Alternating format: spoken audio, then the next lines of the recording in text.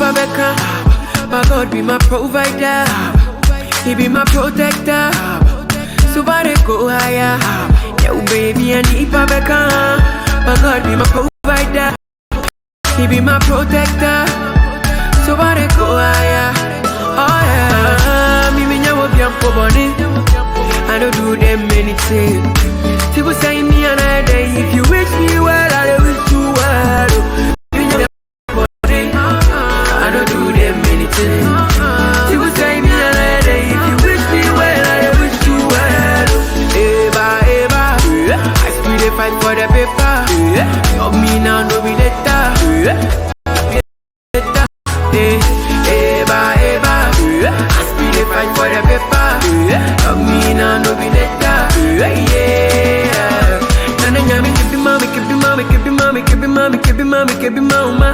Nana nyami be kebi mama, kebi mama. Nana nyami kebi mama, kebi mama, kebi mama, kebi mama, kebi mama, kebi mama. Nana nyami be kebi mama. Yeah. Mi nyawo biampo boni. I don't do anything. People say me another day. If you wish me well, I wish you well. Me nyawo biampo boni. I don't do them anything. People say me another day. If you wish me well, I wish you well. Would you make it come home? Say my see baby call with a stolen mic. Ubi see my phone coming here, can see na two main pie. Ubi banya machine, I would destroy the soul inside. Baby, shame on you. I pray my God go favor you. What we dey do be deja vu. Omunya yanke fie jedu. Shame on you. I pray my God go favor you. What we dey do be deja vu. Omunya yanke fie jedu. Nana nyami kebi mama, kebi mama, kebi mama, kebi mama, kebi mama, kebi mama. Nana nyami be kebi mama, kebi mama. Nana nyami kebi mama, kebi mama, kebi mama.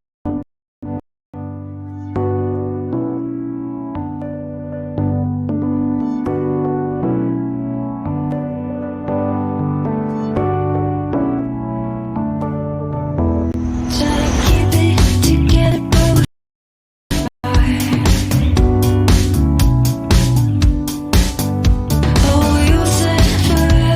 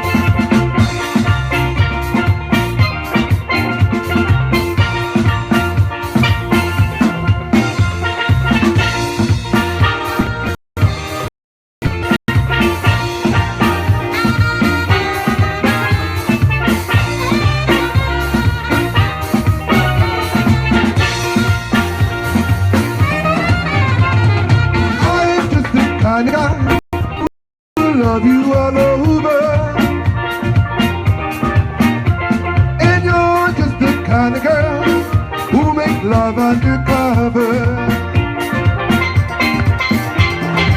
I'm just the kind of guy who love you all over. And you're just the kind of girl who could watch me keel over.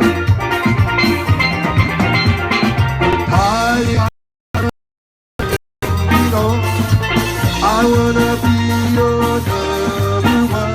The tide is high, but I hold on. I wanna be your number one.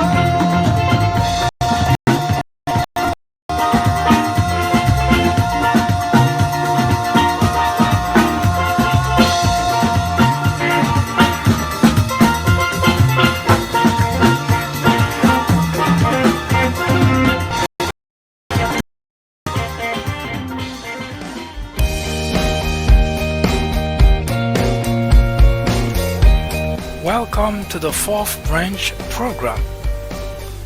Glad you can make it. I am MD.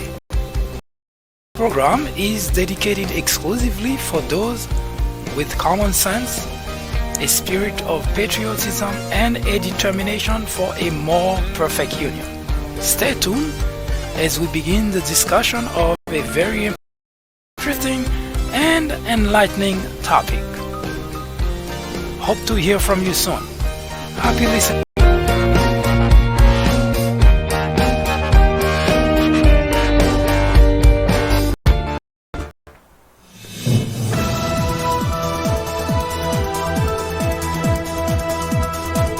Hello everyone, I am MD and this is the Fourth Branch program, the place for common sense. Today we continue the conversation about the race to 2020. We also continue to talk about why there is such a record deficit of leadership in the Republican Party. We will touch briefly on why to impeach Donald Trump is good for democracy, it's good for the country, and it is good for future generations. That and much more as we continue.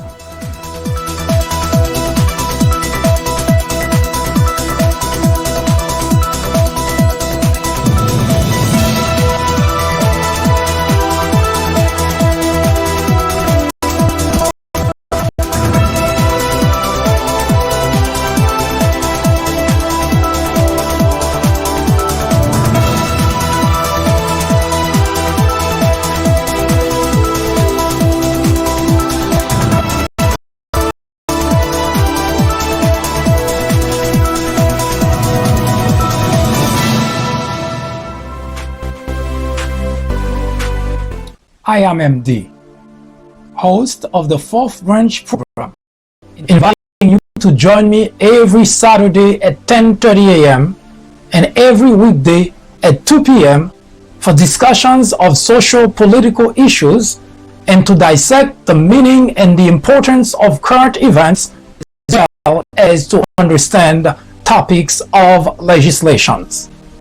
The Fourth Branch Project is not associated with any political party, and we at the Fourth Branch do not have any political agenda or aspiration. Our ultimate objective is to work towards achieving a more perfect union by removing ignorance, the biggest obstacle of democracy. Stay with us. We will be right back.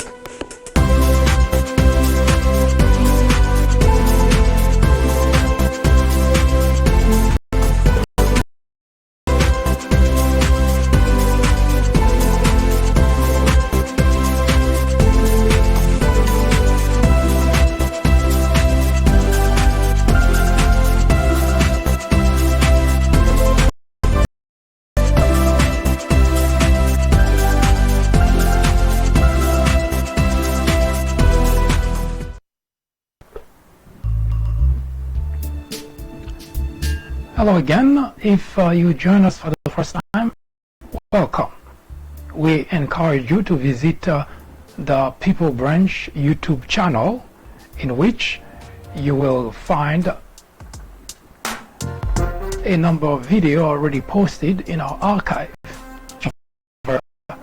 A whole array of issues, topics, discussions, and while you're there, don't forget to subscribe, to follow us in order to update and to be kept abreast of activities we have.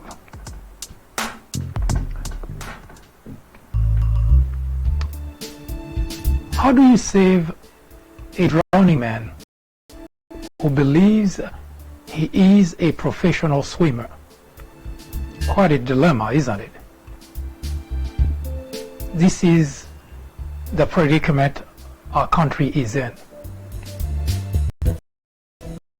For the past 2 years, no matter how much of a supporter of the president you are, it cannot possibly escape you that Mr. Trump has plunged into a state of chaos, into a state of turmoil. When Donald Trump bid for the office of the presidency, well before it became obvious to everyone, I wrote several articles. In the beginning, I was very supportive of the candidacy of Donald Trump. In fact, I mentioned this here before, and I'll mention it again. I was probably the first individual who actually wrote in support of Donald Trump at a time. He was an irrelevant individual. He was a joke, and nobody saw his campaign going anywhere. And yet, I did it because I strongly believe having a different voice is good for our democracy. But as I also wrote later, I'm not enough to believe that Donald Trump should be President of the United States. But here we are. Here we are. Now, we've seen before people campaign way, but once the candidate becomes president, as Mr. Obama put it, the office of the presidency has a way of humbling people. And that's also what Obama thought would be the case with Donald Trump. Despite all the insult, despite all the outrage, despite all the bad languages and actions perpetrated by Donald Trump, Mr. Obama believed that once he sits in the Oval Office, he will be humble and he will become a different person.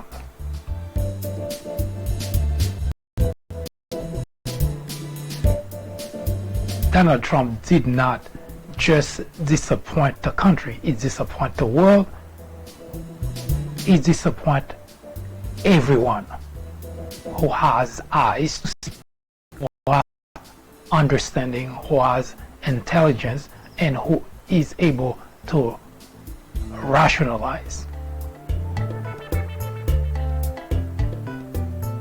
Before Donald Trump, our country, the world even, looked up to the United States for guidance in almost every aspect. Countries emulate our system of justice, our system of government. Because it's not just about the fact that the United States of America is a democracy, but it also has a system which seems to guarantee that no matter what kind of problem the country goes through, our system of democracy will always prevail. And the world recognized that. And of course, with our government, the President of the United States, promoting our democracy around the world, our soldiers putting their lives on the line to defend the liberty people who were under authoritarian regime. The world has not only just looked up to the United States, but always consider our leaders a source of advice, a source of a model, so to speak. Donald Trump changed all that. Now, there is nothing unusual about having an individual who is incompetent, who is a crook, a liar. And I'm certain that in our past, in our history, there may have been individuals that it may be not written to the extent that it is today, who did a lot of things that the country did not like, did not appreciate. But since the existence of the Republic, we never have a president who not only doesn't show any interest in the well-being of the country, who does everything almost exclusively to benefit himself, his family, and who simply uses exploit the weaknesses of millions of people to continue to destroy the fabric of our society. We have had all that before. In fact, I mentioned that the very reason we had the Civil War, the 1861 Civil War, is not just because of slavery, because there have always been in this United States of America people who have brains, people who understand, people who are patriots, and there have always been individuals who couldn't care less as long as they can get things their way. So it is no surprise to me personally that we are at this juncture we in this country. However, I must admit that I am puzzled simply by the fact that after the Civil War, having he died, it would be a lesson for not just the constituent, but more specifically for legislators, recognize when the country is heading the wrong direction to stop and correct it. Because the Civil War 1861, which lasted 4 years and cost 1 million casualties, more than half of that were people died, 638, 640 wounded. It was a bloody fight which needed not be, because, well, there was half of the country who understood that the country was going on the wrong direction, was doing something that was wrong, inhuman, unacceptable. We are referring to slavery. But while it is understood that a lot of people, individual businesses and so on, benefit, but it is troubling that the very individual who offered himself as to help the process of dividing the country was a senator. by the name of Jefferson Davis. Now, he wasn't the only legislator, but he was the first and only president of the Confederate States. And a score of senators and congressmen, armed personnel, and so on followed him on that path. So we know the country has been going the wrong direction, was in the wrong direction at that time, and there were many senators and congressmen, legislators who could not reason, who could not guide the constituent to do the right thing, but instead took them on the wrong path, in the wrong direction. To the country, more than 1 million individuals dead and wounded.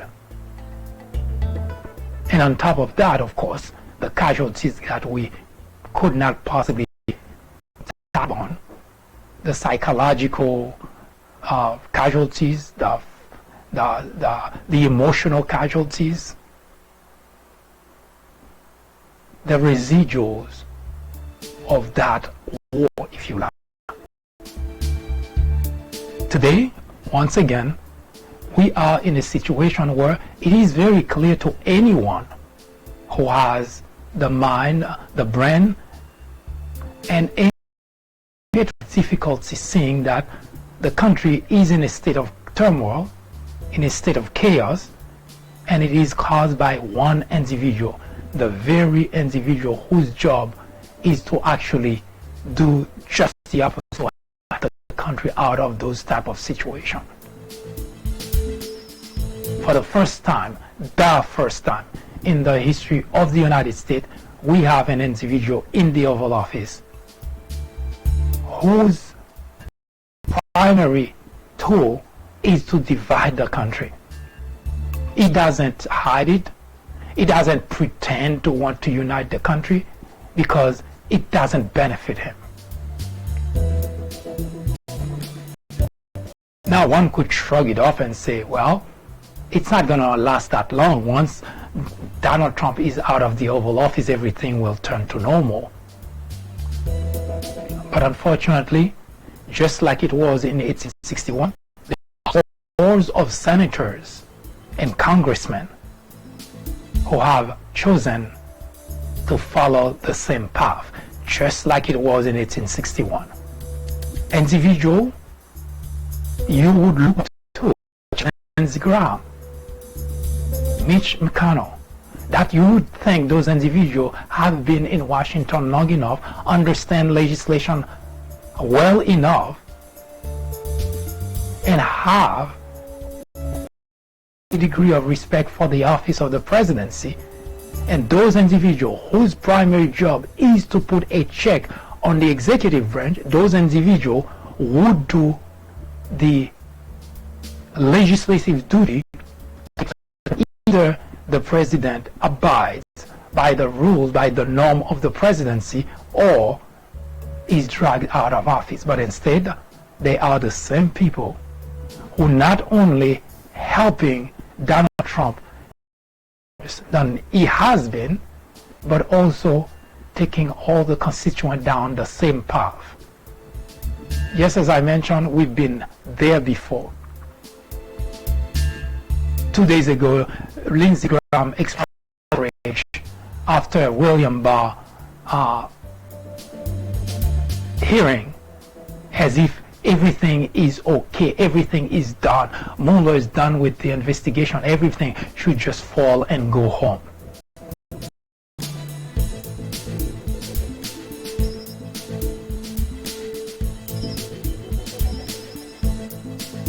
The question is,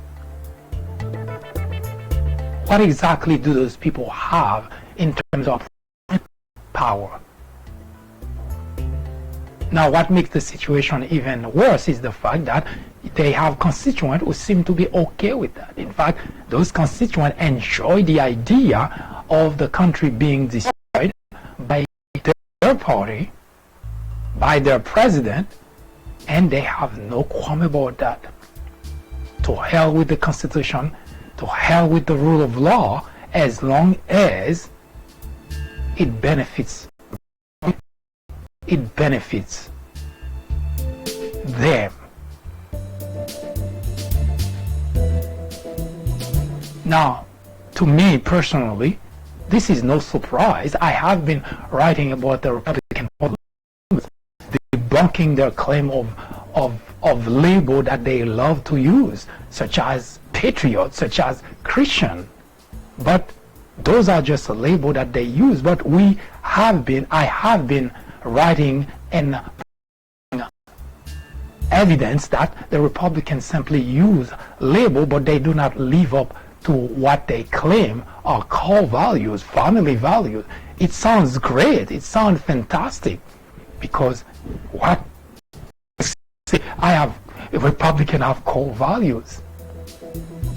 Republicans are patriots. They're Christian conservative. Yes, those sound like nice label, except for one problem. They're just that, label. For a change to see the Republican legislators and constituents alike live up to their claim, to the label that they so want to embrace. But of course they have full, not me, as I mentioned, for several years now I have been writing about exactly that it just label that Republican use because it helped to project, and that's good. But in reality, you take any example of any label that Republicans have claimed as something they've embraced and watch what they do.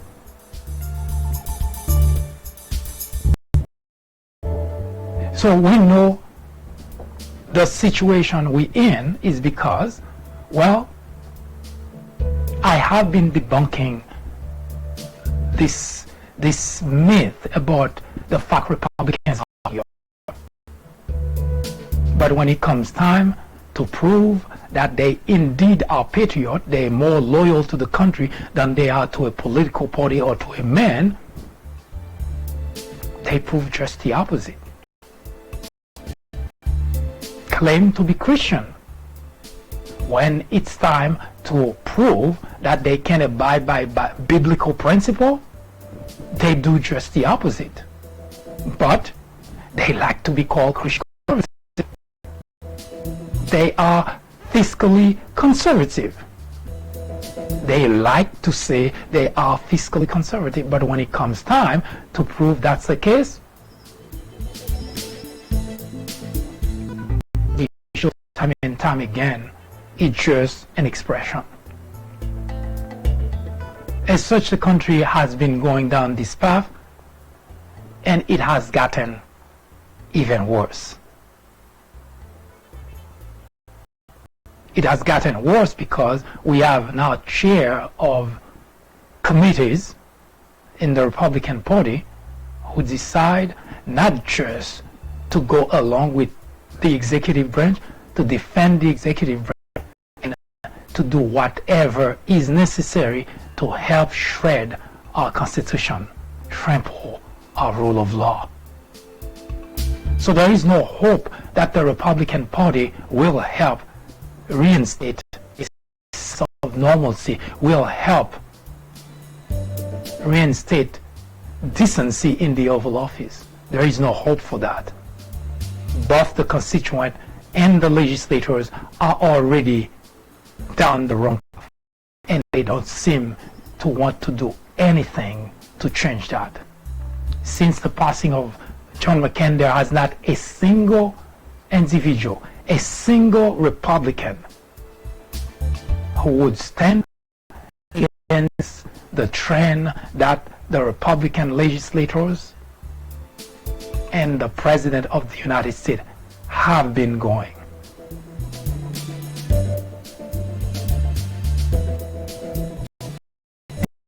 It is not just a story to talk about and shrug off. It is a story that needs to stop. It is a trend that needs to be reversed, because do so guarantee that the United States of America may suffer the fate of many, many countries that have seen the erosion of their democracy gone from bad to worse. As I mentioned yesterday, democracy is not an inheritance. People die for that. They shed blood. Vigilance is required in order to preserve our democracy.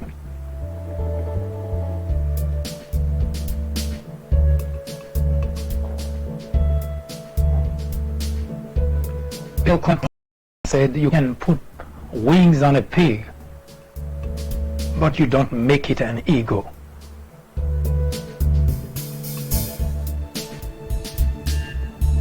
The situation of the United States of America calls for a change, not just a change in the Oval Office, a change, an overall change. I mentioned before that we are coming with a section of our program in which we go back 100 years to show that the Republican Party has for the longest abandoned their constituent. What they do, they exploit their weaknesses, they exploit their emotion, and they bet on that to keep them in office. They don't have to do anything, absolutely nothing for the constituent, but they know how to exploit their emotion. They know how to exploit their weaknesses. Donald Trump is very good at that. And the purpose is to expose the problem. What you do with it will always be up to you.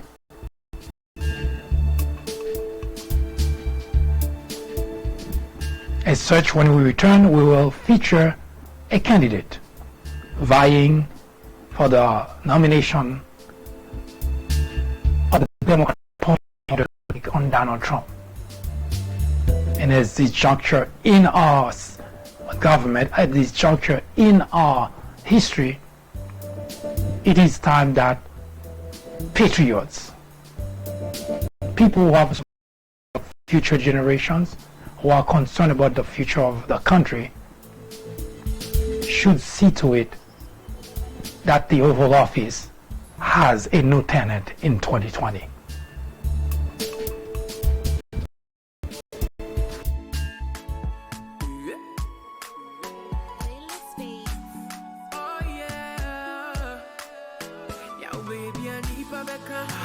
My God be my provider, He be my protector.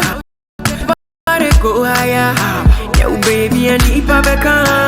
My God be my provider, He be my protector. So body go higher.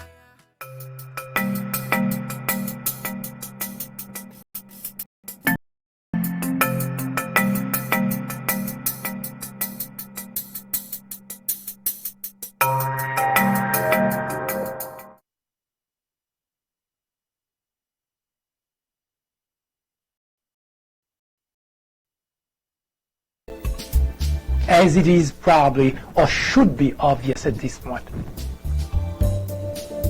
the 2020 presidential election, we cannot just see it as just another presidential election. The soul of the country is in the balance. For the first time in the history of the United States of America, we have an individual in the Oval Office whose words mean absolutely nothing. He lies about everything that he says, everything that he does. And he gets everyone around him to lie. Everyone who works for the administration lies about everything. That is unprecedented. And Trump himself, he just cannot not lie. But that's not the biggest problem. Is the fact that individuals who supported him, who voted for him, continue to listen to an individual whose words are the words of the devil. Literally speaking, people telling us that the devil is a liar. I even wonder sometimes if the devil lies as much as Donald Trump does.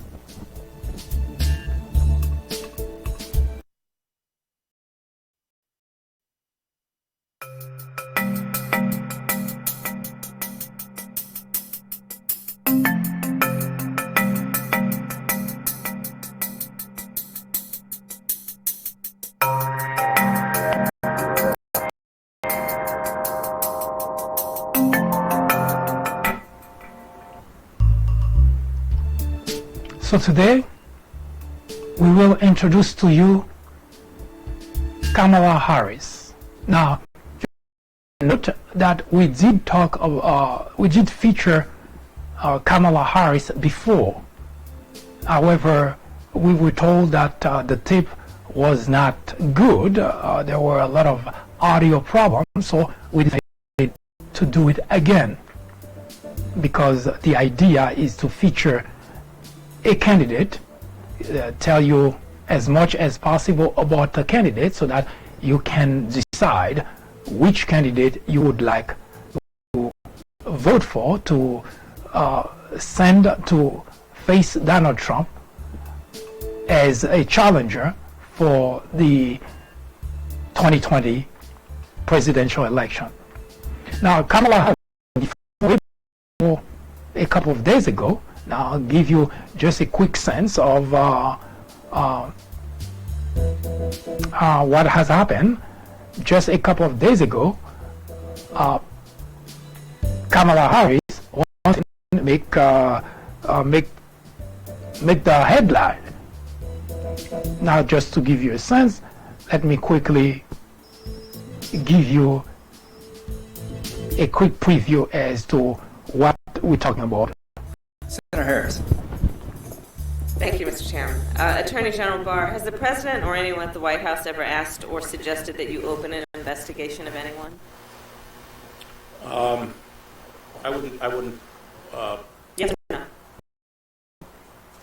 Could you repeat that question? I will repeat it. Has the President or anyone at the White House ever asked or suggested that you open an investigation of anyone? Yes or no, please, sir? The President or anyone else? Seems you would remember something like that and be able to tell us. Yeah, but I'm trying to grapple with the word suggest. I mean, there have been discussions of matters out there that they have not asked me to open an investigation. But Perhaps they've suggested. I don't know. I wouldn't say suggest. Hinted? I don't know. Inferred? You don't know. Okay.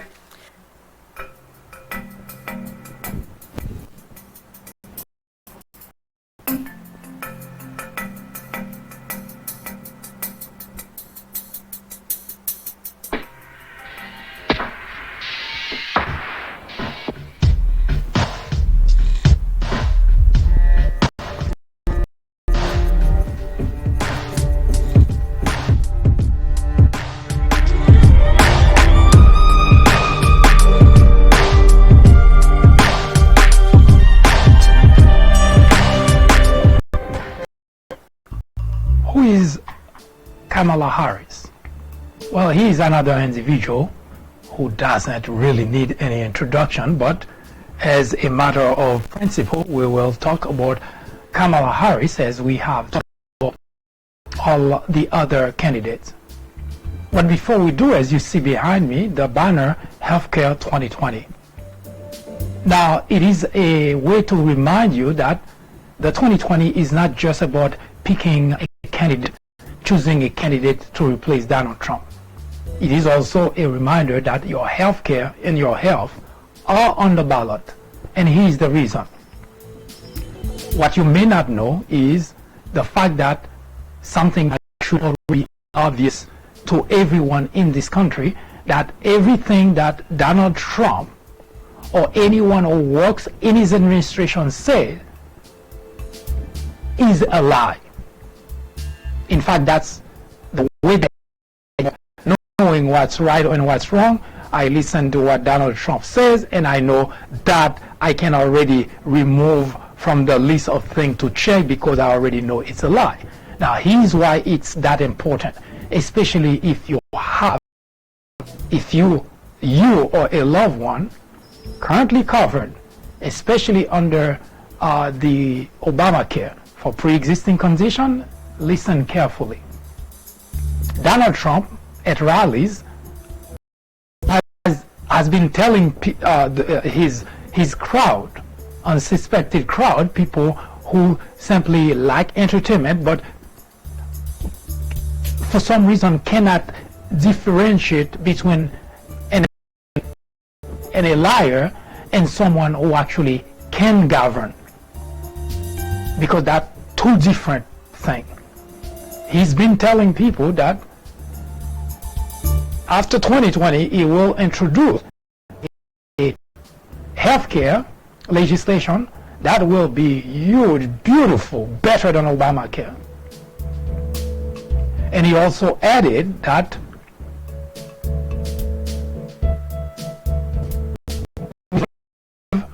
the pre-existing condition coverage for individuals.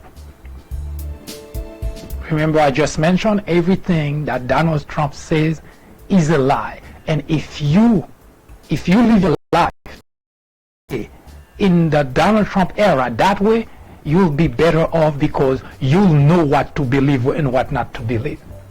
Because it seems that despite the fact everybody knows Donald Trump lies, but for some reason when he says something, they try to understand what it means. I don't, because I've been covering Donald Trump since before he made the announcement to bid for the presidency of the United States. Donald Trump doesn't say anything that's true. And that's the premise you have to go by. So while he's telling his people at the rally, people who are cheering him, who thinks that, hey, whatever Donald Trump says he's going to do. Sometimes I'm baffled by how people are so gullible. So he's telling those people that he's going to have a healthcare legislation that's better than Obamacare. Now, we already know. Let's put that aside. Here's the most important thing. While he's selling those people on his lies, his team of attorneys are currently in the court in various states making the case to get rid of Obamacare. Now, that's not a problem because, as you can see, the way that it seems to work in this country, that's why we don't get any further, get things done, get better, is because every time you have an administration and the next administration undo a lot of what the previous administration did, and this way the taxpayer is always bouncing back and forth, and there is no such thing as going forward. But here's the part that you should pay close attention to. His team of attorneys are making the court that the pre-existing coverage is illegal. In other words, the part that I failed to mention is the fact that he's betting, at least that is legal team argument, that even if those judges do not want to strike Obamacare completely out, they want the pre-existing condition part of Obamacare to be struck out. In other words, I'll put it to you in plain English. Even if Obamacare still exists, what administration wants to do is to get rid of the pre-existing condition aspect of Obamacare. Now, he's someone that tells you he's going to preserve that. I mentioned to you everything that Donald Trump say is a lie. Well, he lies everything that he tells you. You don't have to second guess whether that could be true or not. It is not going to be true. So while he's telling you that he will have a pre-existing coverage clause in his healthcare legislation, but they're making the argument today that the pre-existing condition coverage is illegal. Now, you don't have to be a genius to understand what I'm about to say. If it's illegal, how could he provide it to you?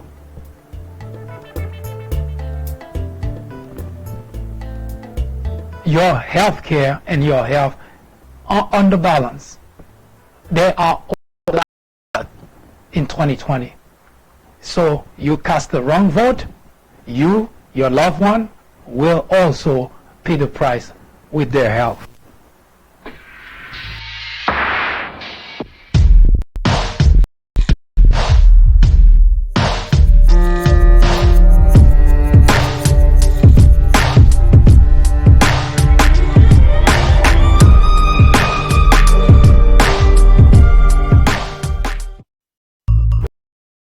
So who is Kamala Harris? Well, Kamala Harris is the current senator from California. He is a senator from California. He has assumed that office in January of 2017.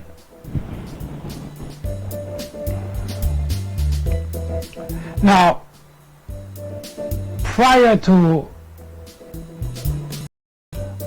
becoming a senator, Kamala Harris was district attorney of San Francisco.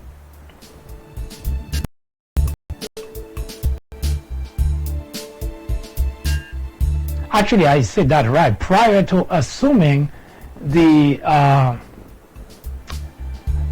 office of the post of senator from California, Attorney General in the state of California from January of 2011 to January of 2017. So of course the same month that he assumed the post of she assumed the post of senator, she also vacated the post of the Attorney General. Now before she was the Attorney General, and that's the part I jump a bit fast. She was the District Attorney of San Francisco.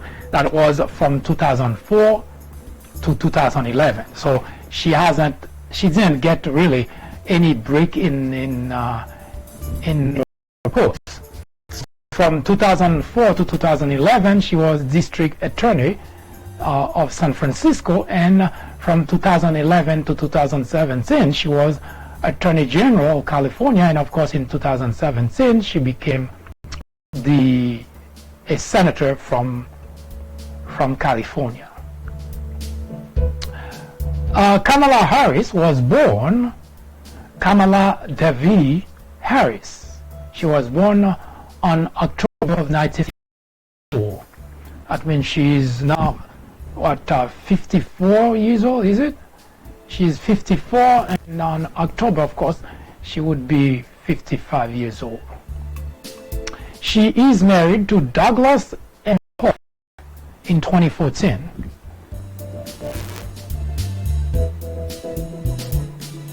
Now,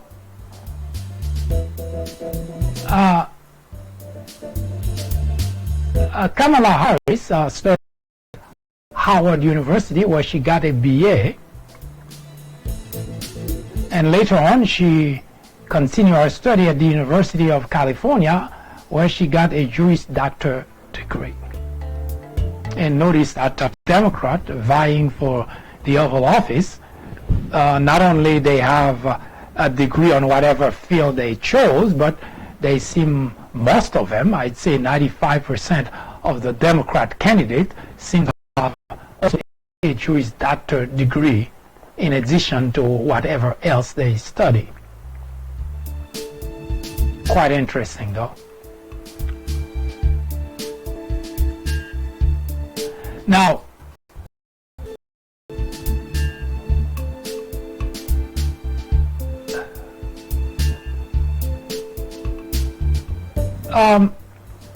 Kamala Harris had her share of controversies,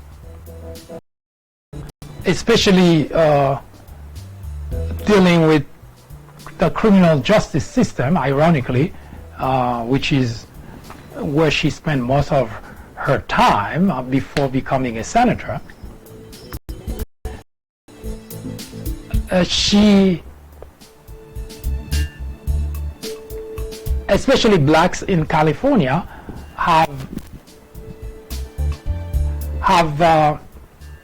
blamed Kamala Harris when she was Attorney General for not pursuing justice, especially in cases where blacks, unarmed black men gun down police officers and they walk away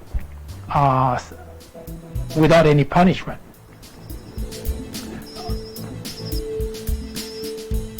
But the latest was about the truancy program that Kamala Harris was trying to get a handle on that issue, and instead of helping, she ended up actually punishing a lot of people, not understanding really the implication of punishing parents, hauling them to jail and arresting them, and leaving the children without parent. Something that was not at all. In fact, that personally, that did give me a pause on Mrs. Harris' judgment when it comes to those matters.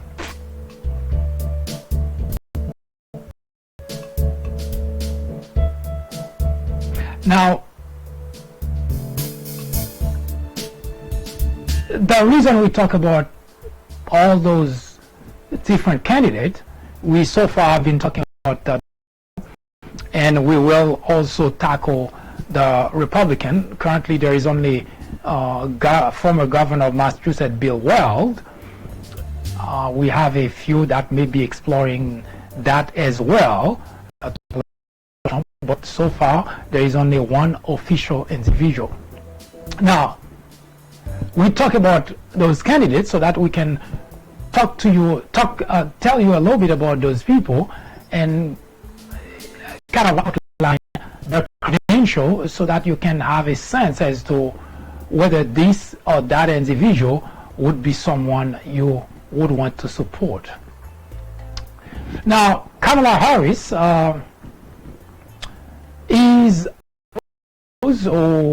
she co-sponsored the Green New Deal. Green New Deal, remember that Alexandria Ocasio-Cortez, that is a big issue for her.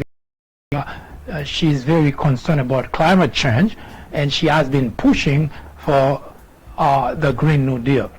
Kamala Harris co-sponsored the bill, so she's on board.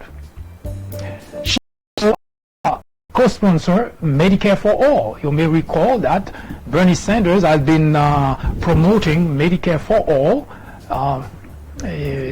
being known for someone who always embrace controversial issues, such as in 2016 when Bernie Sanders introduced the free college tuition. She got pushback from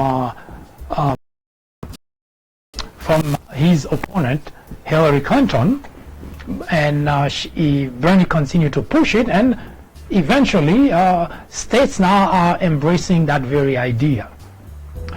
So Kamala Harris is all for Medicare for all.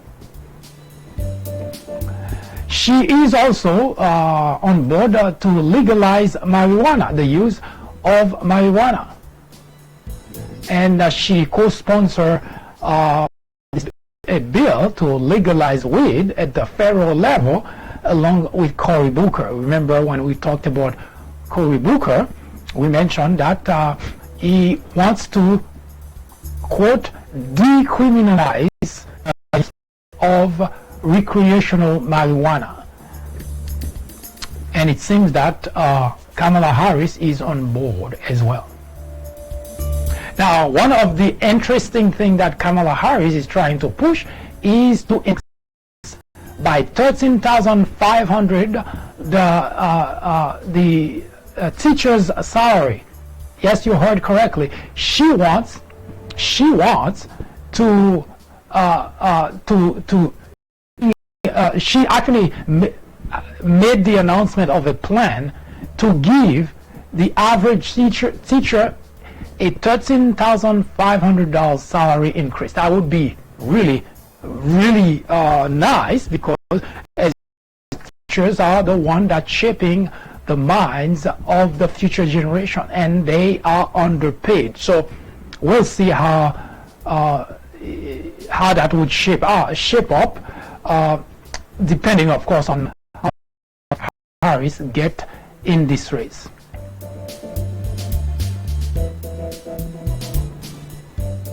Kamala Harris also introduced a bill called LIFT, the middle class, and this has to do with an expansion of the earned income tax credit. You may recall that under Trump, the earned income tax credit is and also even the flat tax idea is detrimental to most families, while the people, of course the rich people, continue to enjoy the huge tax cut that the Republicans have been were hoping become the signature for Trump re-election. Also make the announcement of a rent relief act, and that it will come in the form of tax credit to use towards rent. Now, one thing that Kamala Harris proposed, which seems to be more something you would think that Bernie Sanders would introduce, is to decriminalize. What that means is people who are in the business of prostitution. She wants to decriminalize that type of business, and I would say that's also a tactic move, because no matter what you think or what your take is on people who do prostitution, their lives tend to be considered as useless.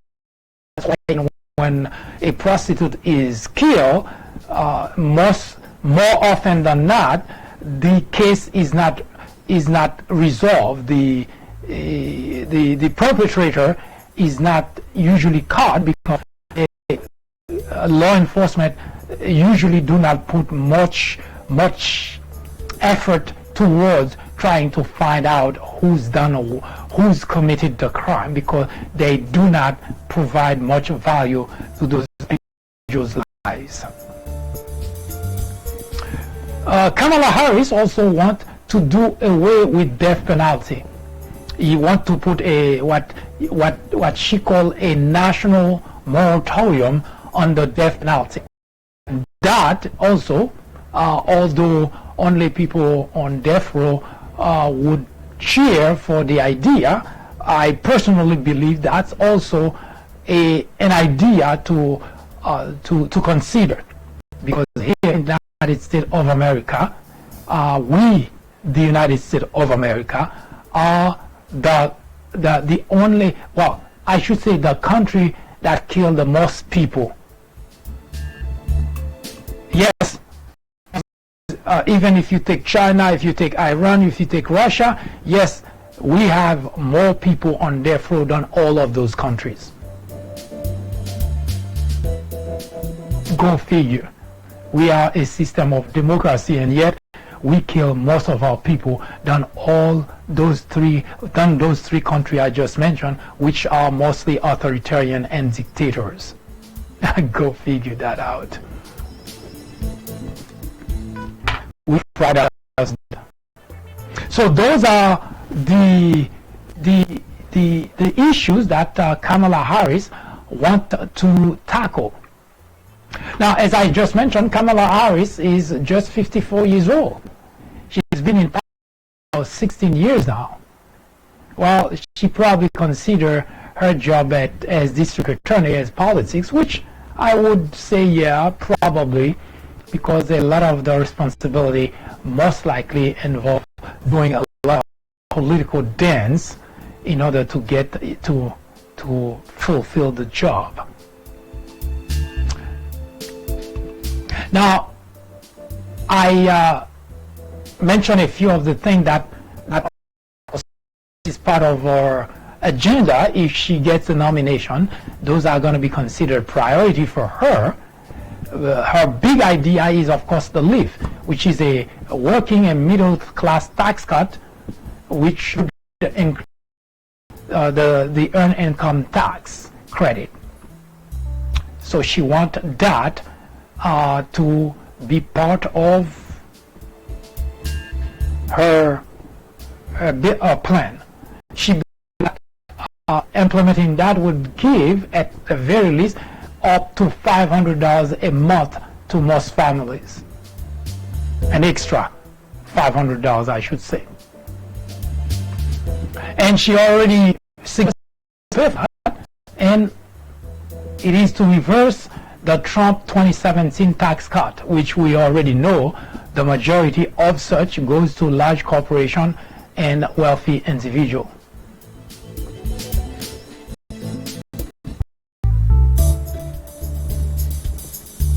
So we'll see how that works. So in a sense, this is really Kamala Harris. She has been spotlight. In fact, Kamala Harris come mostly on the spotlight, if you recall, during the Brett Kavanaugh hearing, when, of course, as a former prosecutor, as a former district attorney, she knows how to and get the interviewee to have to think about the answer. At one instance, I watched Kamala Harris asking Brett Kavanaugh a question, which was a very simple question. For some reason, Brett Kavanaugh, someone who's going to be on the Supreme Court, thought it was a trick question. It was really a very simple question, but I don't recall what the question is, but it was mind-boggling to me that someone who's going to make judgment, important judgment call, had difficulty answering simple question. So that is good for, well, in a president, someone who is smart, someone who knows what she's talking about, someone who is well composed, someone who is able to actually negotiate. Not just say she can negotiate, but able to negotiate. And these type of individuals are the kind of role model we need in this country. People who actually, other head of state, other countries in the world can look up to America and say, yes, this is a role model. Not only the head of state, but children in our country can look up to that. I ask my fellow Republican in conversation about Donald Trump, would you use Donald Trump as a role model for your children? To point out, all conversations usually are over when I ask that question. If you cannot consider, if you cannot use the President of the United States a role model for your children, what does that say about you thinking it's okay for that individual to be president of the United States, as it is probably or should be of the 2020 presidential election.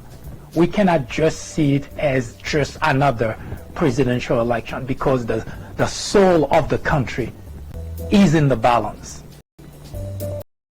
For the first time in the history of the United States of America, we have an individual in the Oval Office whose words mean absolutely nothing. He lies about everything that he says that he does.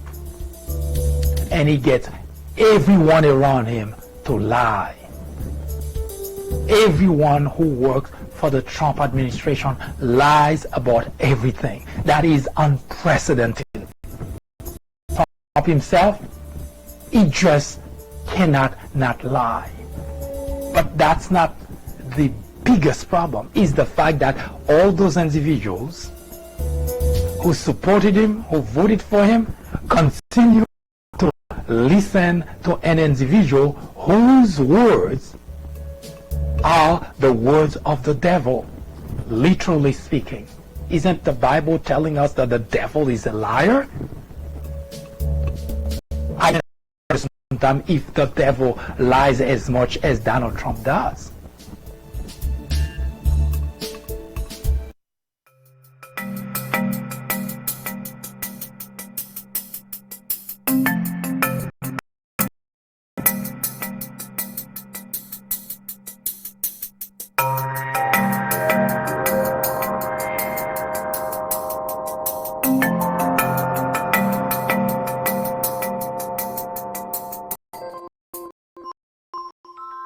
After reading several books based on presidents and on Obama specifically, I found that they're typically partisan.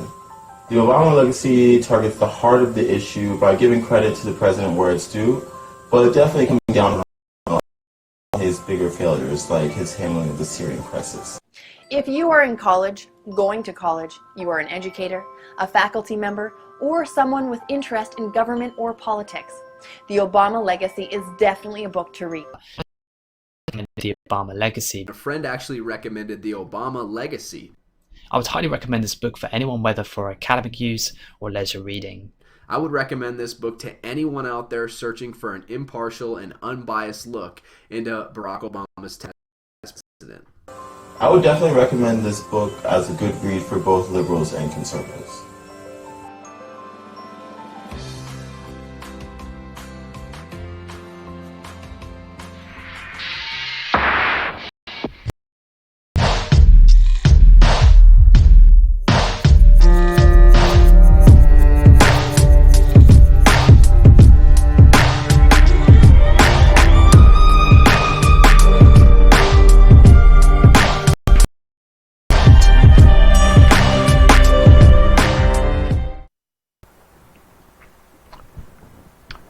Tomorrow, Saturday, at 10:30 a.m., I invite you to tune in to the Fourth Branch program. We are going to talk about two very important and controversial issues: abortion, and we are also going to talk about war on blacks. Yes, two very controversial issues. Now, we're not going to talk about abortion the way that the conversation has been in the media, but rather we are going to look at the issue of abortion through the prism of common sense. And we're going to show you a parallel with war on blacks. So at 10:30 a.m., make certain that you tune in to the Fourth Branch program. You would really not miss that.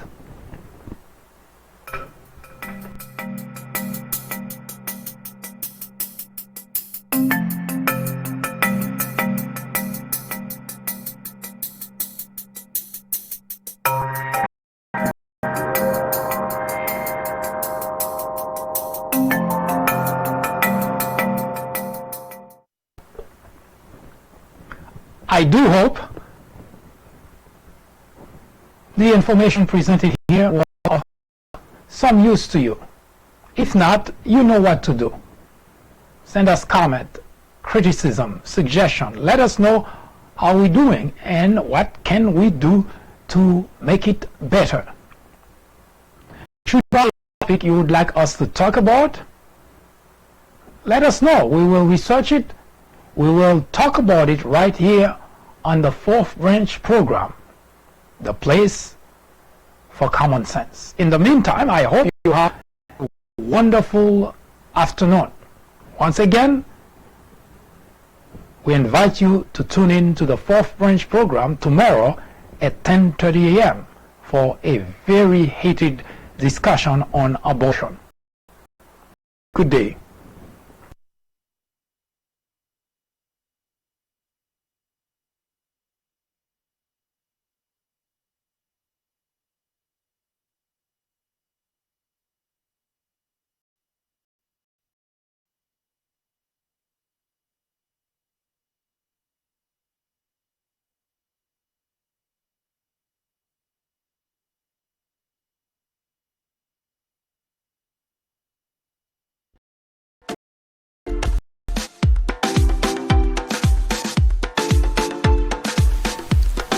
The Fourth Branch podcast is brought to you in collaboration with the People Branch publication, which can be found on the People Branch website located at peoplebranch.org. That's peoplebranch.org. That's peoplebranch.org website, in which you will find a number of very interesting articles.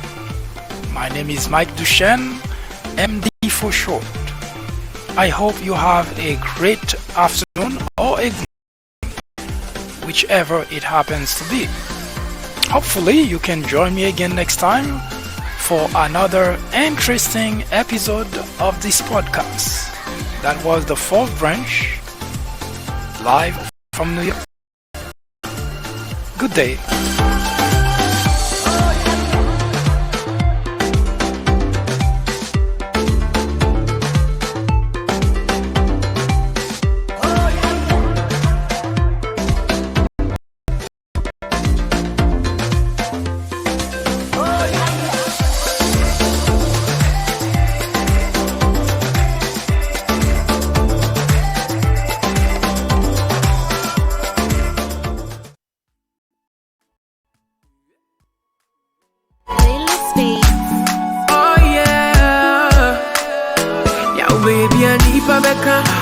My God be my provider, He be my protector. So yo baby, I need Babeka. My God be my provider, He be my protector. So what I go higher, oh yeah. Me nyawo biampo boni, I don't do them many things. If you wish me well, I wish you well. Me nyawo biampo boni, I don't do them many things. You will say me another day. If you wish me well, I wish you well. Eva, Eva, I feel like forever. Love me now, no be later.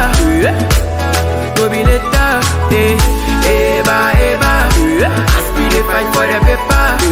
Love me now, no be later. Yeah. Nana nyami kebi mama, kebi mama, kebi mama, kebi mama, kebi mama, kebi mama. Nana nyami be kebi mama, kebi mama. Nana nyami kebi mama, kebi mama, kebi mama, kebi mama, kebi mama, kebi mama. Nana nyami be kebi mama. Yeah. Me nyawo biampo body. I don't do them anything. People say me another day. If you wish me well, I wish you well. Me nyawo biampo body. I don't do them anything. People say me another day. If you wish me well, I wish you well. You munyai. But you make it come and say my siba be call with a stolen mic. We see my phone coming, I can see and I told him pie. We banya machine and we destroy the soul inside. My baby, I'm on a monkai. Shame on you, I pray my God go favor you. What we they do be deja vu. Omunya yanke fie jedu. Shame on you, I pray my God go favor you. Boy, we dey do be deja vu. Omunya and keep dead. Nana nyami kebi mama, kebi mama, kebi mama, kebi mama, kebi mama, kebi mama. Nana nyami be kebi mama, kebi mama. Nana nyami kebi mama, kebi mama, kebi mama, kebi mama, kebi mama, kebi mama. Nana nyami be kebi mama. Me nyawo biampo body. I don't do them anything. People say me another day. If you wish me well, I wish you well. Even though I'm poor money, I don't do them anything. People say me another day. If you wish me well, I wish you well. Eba, eba, I still dey fight for the paper.